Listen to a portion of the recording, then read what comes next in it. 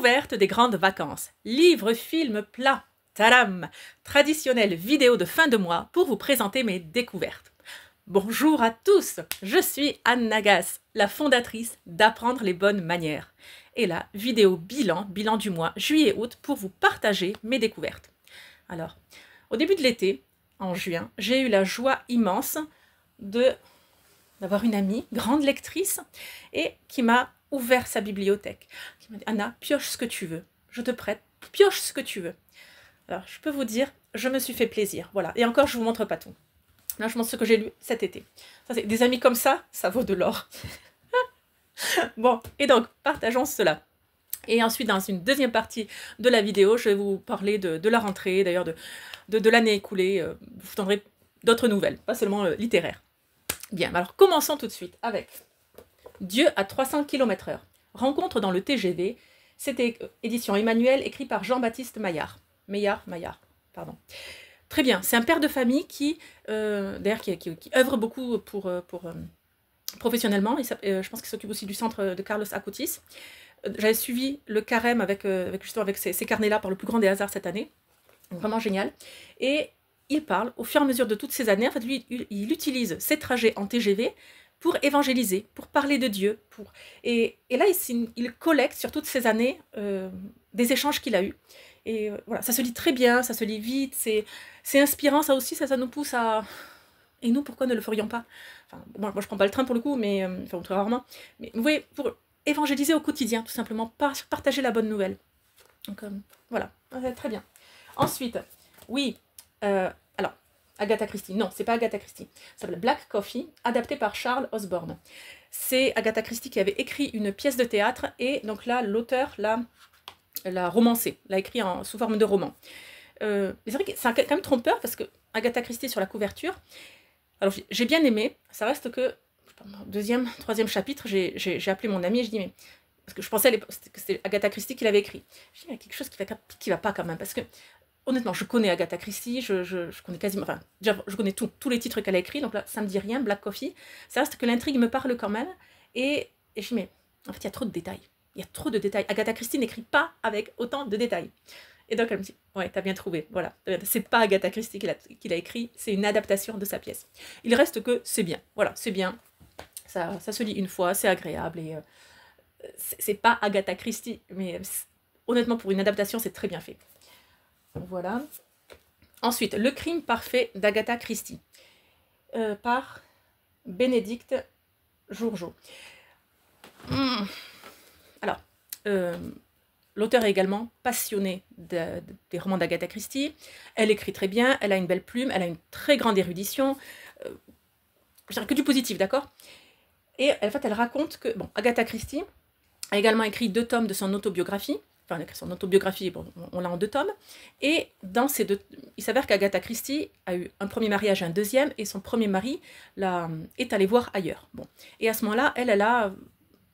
On appelle ça le mystère, une fugue. Pendant 4 jours, elle a disparu, et déjà à l'époque, elle était suffisamment connue pour être recherchée par tout le monde, par la presse. Bon. Et donc, l'auteur a imaginé ces 4 jours. Bon, je vous en dis pas plus. C'est un peu long. C'est surtout... Honnêtement, je pense que j'ai eu du mal à rentrer dedans. Et ce qui m'a le plus dérangé, c'est qu'elle utilise la forme « je ». Voilà, elle parle à la place d'Agatha Christie. Je. Petite idée, elle aurait utilisé la 3e personne du singulier, je pense que je serais rentrée dedans. Voilà. En étant un narrateur omniscient. Elle pense à ci, elle pense à ça, elle se sentit comme ci, elle se sentit comme ça. Je pense que je serais rentrée. Mais là, moi qui aime tellement Agatha Christie, j'avais cette impression d'usurpation d'identité, quoi. Je dis non, mais on n'y touche pas. Elle a déjà écrit son autobiographie, elle a gardé le silence sur ces 4 jours, donc on n'a pas à fouiller dedans. Voilà. Mais bon. Voilà, mais bon, c'est un avis personnel. Qui n'engage que moi. Un avion sans aile. Michel Bussy. Alors, apparemment, je ne le savais pas, Michel Bussy est aussi connu que Marc Lévy, Guillaume Musso, et voilà, c'est partie des trios d'auteurs de best-sellers en France. Je ne le savais pas. Et je me dis, mais comment est-ce possible? Donc j'ai lu Un avion sans aile, extraordinaire. J'ai été happée, je ne pouvais pas m'arrêter. Waouh, vraiment waouh. L'auteur nous tient en haleine du début jusqu'à la fin. Alors, le livre est classé comme thriller, je pense que le mot est prononcé quand même, mais c'est bon, c'est la dernière limite où moi je peux lire un thriller, d'accord? Donc il n'y a pas de bain de sang ou etc. quoi. Donc voilà, un avion sans aile. Et du coup, j'ai posé ma. Donc, mon ami m'a dit, mais attends, il y en a encore d'autres de cet auteur, donc il y en a plein. Et bon, bref, donc j'en lirai encore d'autres sur cette année, c'est certain. Et belle découverte, vraiment belle découverte. C'est typiquement un roman. C'est épais, mais on le lit en quelques jours, on est happé. Et je vous avoue, ce que j'avais dit à mon mari, ça fait longtemps que j'ai pas été tellement happée par un roman. Parce que, voilà, je lis Agatha Christie, c'est pas la même chose. Quand je lis des romans de business ou autre, enfin des manuels, bah, c'est pas la même chose. Là, vraiment, c'est un roman, c'est une histoire. Et j'ai été prise, ça m'a fait plaisir, voilà, de retrouver ce fait d'être entraînée dans un livre et de ne pas pouvoir m'arrêter. Ensuite. Et si les saints nous coachaient sur les émotions? Edwige Bilot. Pierre Tecky, éditeur. J'espère que je le prononce bien. Bien, c'est tout petit, c'est fin. Voilà. Pratico-pratique. J'ai bien aimé. Voilà, j'ai bien aimé. Et en même temps, enfin, je pense, si vous le lisez pour la première fois et que vous ne connaissez pas trop l'univers justement du développement personnel slash spirituel, ça va énormément vous plaire. Il reste que, bon, moi c'est un milieu que je connais très bien, que je lis beaucoup, donc arrive un moment, enfin j'ai fait le tour. Je ne vais pas le dire comme ça, parce qu'on y trouvera, on doit toujours apprendre à quelque chose. Mais voilà, oui, voilà. Mais bon, c'est bien. C'est quand même bien. Voilà. Ensuite, oui. Alors, avec les enfants, nous avons terminé, donc ça c'est le tome 9, Les 4 aventuriers, Tribulation au Japon. C'est un livre d'enfants, moi je le compte ici tout simplement pour le mentionner. C'est bien, c'est édition de l'Emmanuel Jeunesse. Et voilà, nous avions en quelque sorte gardé ce dernier tome pour les vacances d'été. Parce qu'on les a lus sur toute l'année scolaire, je pense qu'on avait commencé vers novembre peut-être de l'année dernière, je ne sais même plus, de l'année dernière, et voilà, donc non, c'est très bien, très bien. Ensuite, ah oui, non, donc ça je l'ai trouvé je l'ai trouvé, Mary Higgins Clark, Quand reviendras-tu? Bien aussi, j'ai été, et alors, je pense, honnêtement, après l'avoir lu, que en fait, je l'ai déjà lu. Vers la fin, je me suis rendu compte que je l'ai déjà lu. Alors, c'est très bien, c'est un bon Mary Higgins Clark, c'est un roman policier. Il reste que, en fait, j'ai trouvé le coupable. C'est-à-dire que, si vous connaissez Mary Higgins Clark, le reproche qu'on lui fait souvent, c'est qu'il y a trop de personnages. Il y en a au moins 20, et pour ne pas dire 30. On est aussi entre 20 et 30. Et beaucoup de personnages secondaires, et chacun participe à l'intrigue, et puis à toutes ces ramifications, finalement, voilà, ça rentre, c'est en pyramide. Mais il faut, comme dans Harry Potter, quoi, il faut suivre plusieurs personnages, et chacun détient quelques petits éléments, et c'est tout ça mis bout à bout qu'on va arriver au sommet, à la résolution de l'énigme. Et chacun va apporter ça. Lui, il a vu une ombre, lui, il a trouvé bizarre que l'autre n'ait pas ses clés, lui a trouvé une femme étrange qui marchait sous la pluie alors qu'elle n'a un parapluie, bref, plein de petits détails comme ça qui mis bout à bout dans l'intrigue policière, font sens et bon. Et bon, donc, c'est une richesse. Les Mary Higgins Clark se lisent très rapidement et très vite. Pourquoi? Parce qu'en fait, on s'y perd sinon, il y a trop de personnages. Bon. Et donc là, je pense que l'auteur a écouté cette critique et donc a réduit le nombre de personnages. Oui, mais en fait, actuellement, c'est tellement réduit que t'en trouves tout de suite, quoi. Si l'héroïne, elle est orpheline, elle n'a pas de parents, elle n'a pas de frères et sœurs, elle a que 2 amis, bon, ça va vite, quoi. J'exagère, d'accord, j'exagère, bien sûr, je ne veux pas vous révéler l'intrigue, quoi. Mais voilà, mais ouais, super. Et ensuite, la meilleure de l'été. Le meilleur de l'été. Sonia Drapeau, convertie par l'anneau de Jeanne d'Arc. Témoignage, histoire vraie, d'une Sonia Drapeau, est mariée, mère de 4 enfants. Après avoir exercé le métier d'ambulancière, elle fait le choix de rester à domicile pour élever ses enfants. Investie dans la vie associative locale, voilà, et elle participe à la bénévole à la cinécénie du Puy du Fou. Il s'avère qu'elle a été en contact par hasard, elle habite dans la région du Puy du Fou, donc c'est pas un si grand hasard que ça, et puis elle est bénévole. Donc.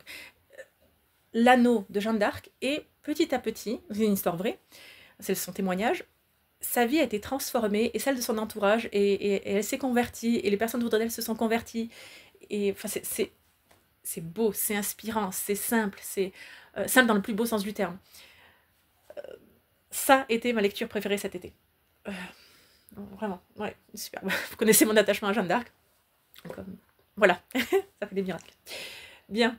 J'ai également lu Psychopompe d'Amélie Nothomb. C'est bon, j'ai rendu le livre à la bibliothèque, donc je ne l'ai plus à vous présenter.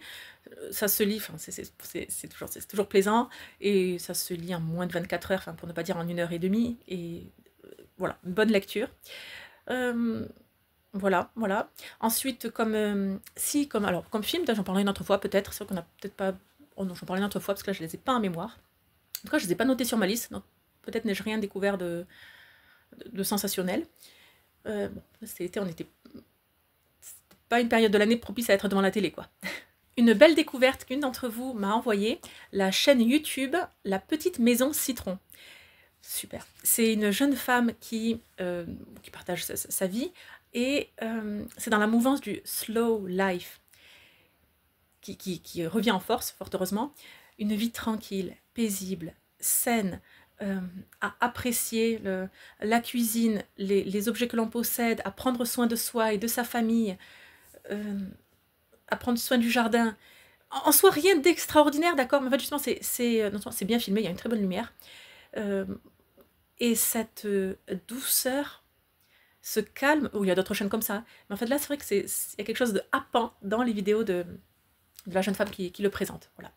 Donc, c'était très bien. Autre découverte culinaire, ce n'est pas une découverte, mais les rillettes. Voilà. Ça a été en Dordogne, et un ami du Mans nous a retrouvés là-bas, et puis il a porté aux hôtes des rillettes du Mans. Et en fait, j'ai redécouvert les rillettes depuis, donc ça, honnêtement, là, ça fait, donc nous sommes fin août, il y a tout le temps des rillettes dans notre frigo. Voilà.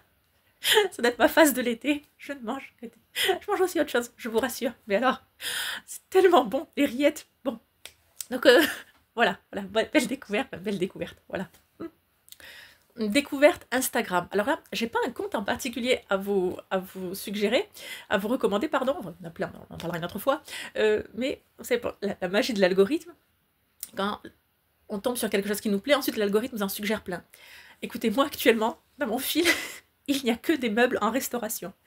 C'est happant, c'est hypnotisant, comme la cuisine. Il y a quelque chose de, quand on prépare une recette et on voit la cuisinière, le cuisinier couper éplucher les légumes, les couper, les faire bouillir, l'eau qui frémit, il y a quelque chose de profondément relaxant à regarder ça. Et donc c'est la même chose pour restaurer les vieux meubles. Que ce soit américain, je suis des Instagrammeurs américains, polonais, d'ailleurs des Français aussi, après je ne sais pas de quelle nationalité ils sont, parce que finalement les vidéos n'ont pas forcément de son, enfin une musique mais pas de voix, et des personnes des Américains surtout, qui récupèrent trash, from trash to crash, donc de la poubelle à faire de l'argent avec. Ils récupèrent des vieux meubles en bois, des commodes, et puis ensuite donc, ils poncent, voilà, il y a énormément de ponçage, de soins du bois, repeindre...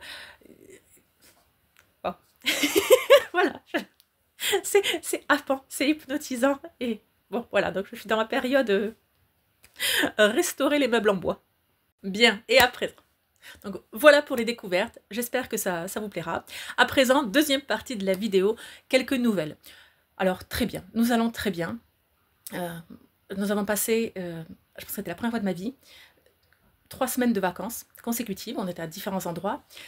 Je vous pas la peine de vous raconter où. Bon, c'est vrai que pendant ces 3 semaines, pendant 2 fois 2 jours, donc 2 fois 48 heures, j'ai travaillé de façon intense pour justement, bon, avoir cette coupure. Bon, je suis toujours... ouais, on est indépendant, hein, donc le travail ne s'arrête jamais. Mais ça, c'est quand on est encore retourné en Dordogne.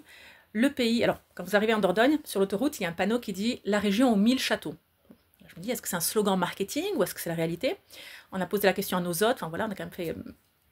parler beaucoup à ce sujet, et bon, en fait, on allait voir sur Google, tout simplement, et il s'avère qu'en France, il y a plus de 10 000 châteaux, et il est dit, 11% d'entre eux se trouvent en Dordogne, donc, effectivement, plus de 1000 châteaux.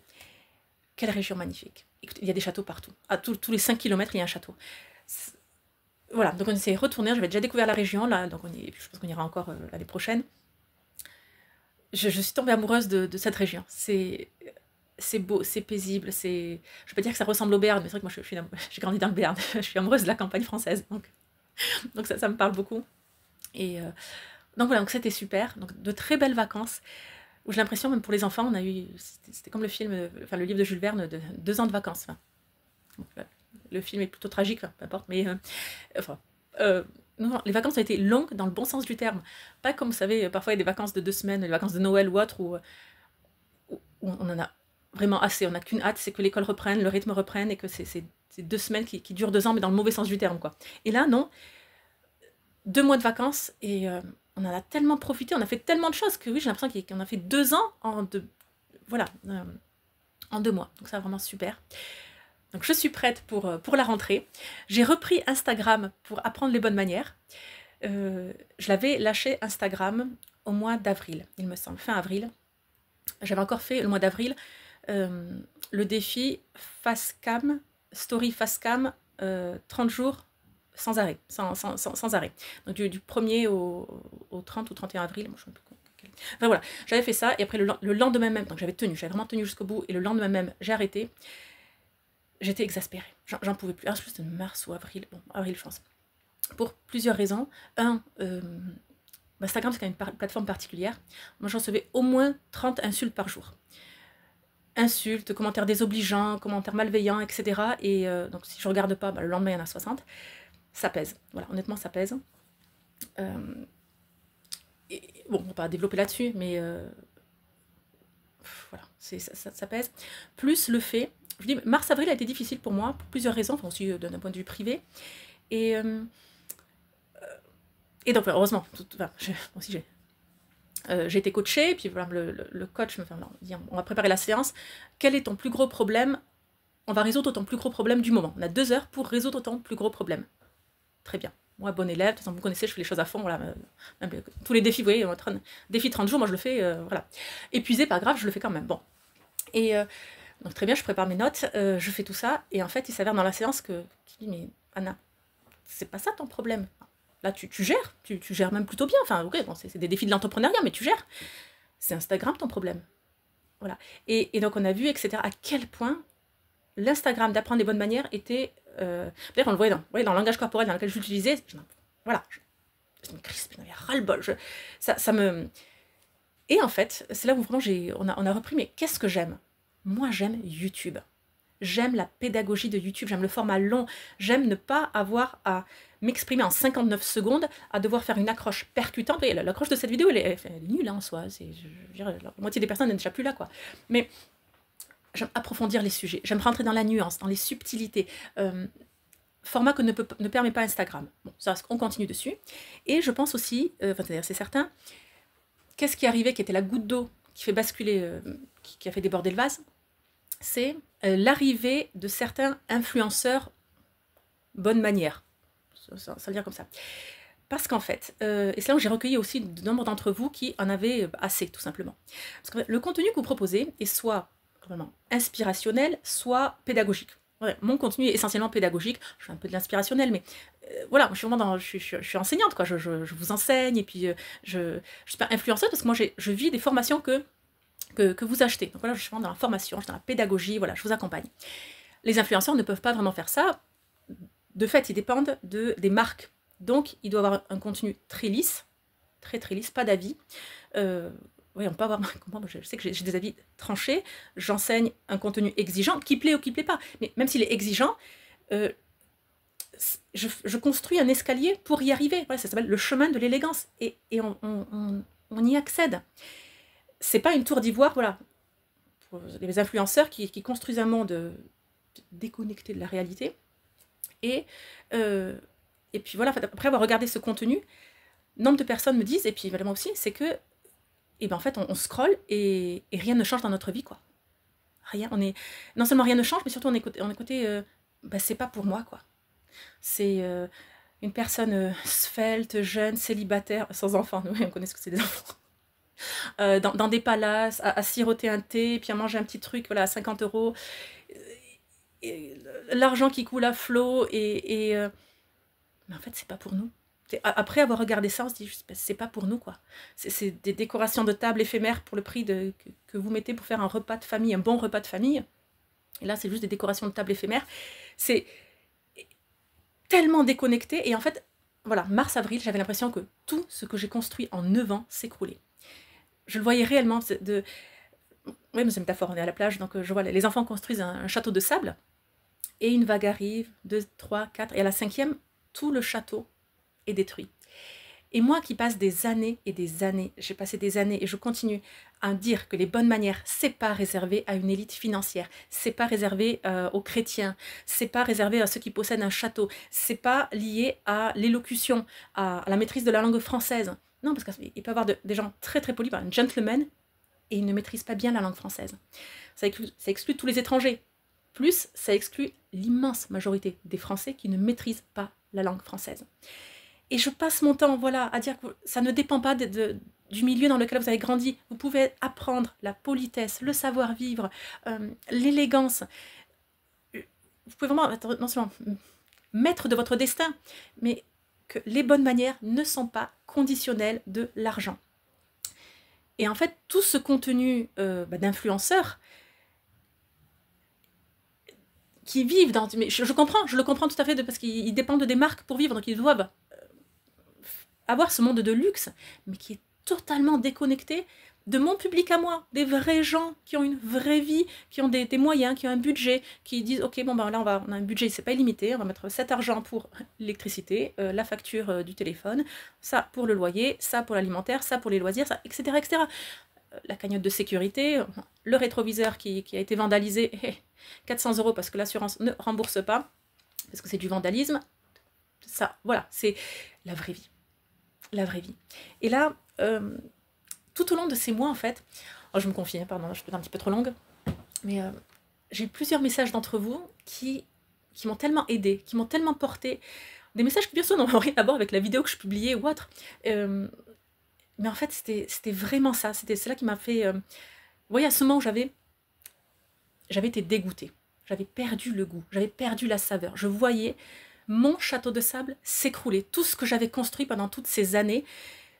Et voilà, j'avais perdu le goût, j'avais perdu la saveur de... Bon, et alors des messages d'entre vous qui... Là, j'en ai un en tête comme ça qui me vient, une femme, mère de famille aussi, qui m'écrit, elle avait vu un vlog, « Ah, ce que c'est bien de vous voir avec juste une simple balance de cuisine rose, avec un bol en plastique, et vous cuisinez pour la famille. C'est tellement normal, c'est tellement... Authentique, c'est pas long, parce que j'aime pas ce mot. Mais voilà, en fait, c'est ça la vraie vie. C'est pas de cuisiner avec une robe du soir, dans une cuisine luxueuse, et puis tout est tellement blanc et étincelant. Enfin non, mais écoutez, nous, on a la vraie vie, quoi.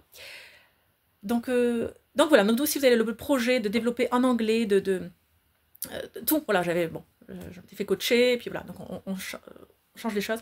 Et retour sur YouTube, et couper Instagram, et tout ça m'a fait tellement de bien.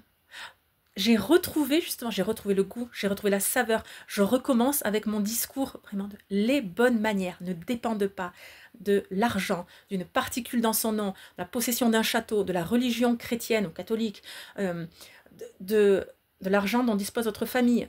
Et moi, l'immense majorité de mon audience, on a fait des jobs d'été, hein. On a fait des petits boulots payés au lance-pierre, et puis voilà, c'est pas papa et maman qui payaient derrière nous. Donc voilà, et en fait, je me dis, ok, très bien, écoute, Nanan, tant pis, tu vas prendre tout... Ma communauté, elle est solide. Et en fait, je l'aime parce que je m'identifie à elle. Enfin, elle s'identifie à moi. Enfin, voilà. Nous... Et ce message-là, je le porte depuis 9 ans. Et en fait, j'ai eu ce regain d'énergie où, ah oui, je vais continuer de le porter. Voilà, ça, c'est... Je vais continuer de le porter. Donc voilà, retour sur Instagram. Et puis alors maintenant, pour vous dire... vraiment, ça va bien. Pour la rentrée, alors là... actualité de Ligne de France. Nous sommes en train de préparer la sortie de la collection d'automne qui va sortir mi-septembre. Je n'ai pas encore la date fixe, ça dépend de plusieurs facteurs. Mais entre le 14 et le 19 peut-être. J'hésite entre le 14 et le 19 pour la date. Peut-être que... on verra ça. Donc, voilà, je suis super contente. Je suis épatée. Enfin, voilà, je ne vais pas m'auto-congratuler, c'est pas ça. Mais enfin, tout le moment où vous imaginez des modèles, ça prend 8, 10 mois, moins c'est 10 mois, mais allez, de 8 à 1 an, 8 mois à 12 mois, pardon. Et vous les imaginez, vous avez des échantillons de tissus qui sont tout petits, et et en fait, et de le voir réellement fait et que ça va encore mieux que ce qu'on avait imaginé, parce que c'est un peu un coup de poker, je vous l'avoue. Euh, voilà, je suis enchantée puis par ce processus créatif. Vous voyez, j'aime beaucoup ça. Mais voilà, je dis, c'est mon histoire, ça. Partir de rien et construire quelque chose. Partir de rien et construire un empire. J'aime ça. Voilà, moi, j'aime transformer le 0 en 1. Voilà, bon, enfin voilà. Donc, bref, ce sera prêt. J'en ferai la promotion dans la newsletter, sur YouTube, sur Instagram, l'Instagram de l'Île-de-France, où je suis restée active pendant tous ces mois, parce que c'était plus intimiste, c'était tout petit. Je partageais en story, j'avais pas d'insultes, enfin, il y en a toujours un petit peu, hein, mais il y a toujours des athéismes, mais c'est pas grave. Ça... La caméra s'est coupée, l'appareil était en surchauffe. Bon, donc voilà, juste pour dire, j'étais présente sur Instagram de l'Île-de-France et je continue de l'être. C'était plus intimiste, plus petit. Bref, et là maintenant, programme pour la rentrée, il va y avoir des masterclass qui vont arriver pour apprendre les bonnes manières.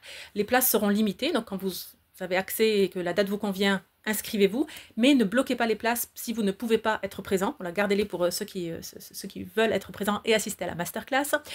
Je pense que c'est un bon compromis, c'est ce que je cherchais depuis longtemps, d'être en direct avec vous, il y a ce temps de questions-réponses, cette proximité, et en même temps se concentrer, je pense, sur un sujet et l'approfondir, chose que j'aime beaucoup justement.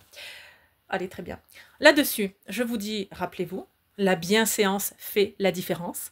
Abonnez-vous à la newsletter du jeudi pour ne rien manquer. Donc vous avez le lien juste en dessous dans la box, description box, pardon. Oui, parce que j'ai créé une chaîne, si vous n'êtes pas au courant, j'ai créé une chaîne en anglais, French and Elegant. Pardon. Dans la boîte de description, c'est pas une box, description box, pardon. Dans la légende de la vidéo, il y aura le lien pour la newsletter du jeudi, avec du contenu exclusif, des codes promo pour les formations, pour les vêtements en ligne de France. Et les newsletters ne se trouvent nulle part ailleurs. Donc c'est pas du contenu qui se répète. Donc voilà, je dis, c'est notre petit cocon à nous pour la communauté, apprendre les bonnes manières. Bien. Je vous souhaite une bonne journée, profitez des vacances jusqu'au bout. Profitez veut dire vraiment sentez-vous en vacances jusqu'à dimanche minuit. Allez, dimanche 21h. N'anticipez pas tout de suite la rentrée des classes pour les enfants. Bien. Allez, bonne journée.